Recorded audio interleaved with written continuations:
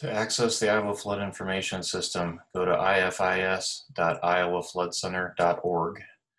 This will take you to our splash page where you can access different features of IFIS, or go to the general interface using the Launch IFIS button, which is what I'll do now. The default display is the current rainfall and river flow condition in the state.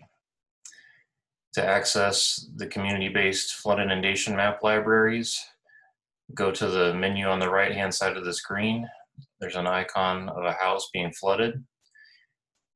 Underneath this menu, select Community Scenarios, and the map will display all the communities for which we've created the map libraries. Along the Mississippi River, we've created maps for pools 11 through 16. By way of example, I'm going to show the maps for pool 16 simply by clicking on the pool 16 icon in the map.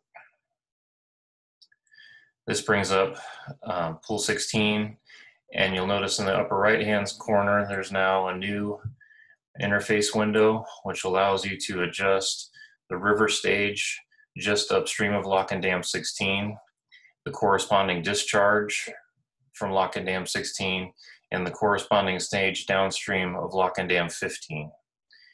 Moving the slider increases all of these values.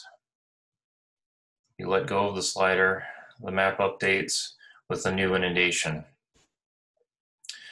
You can zoom in and out to specific areas of interest. And using the menu on the upper left-hand corner, you can change the background imagery to give a better view of your property or structures within your community.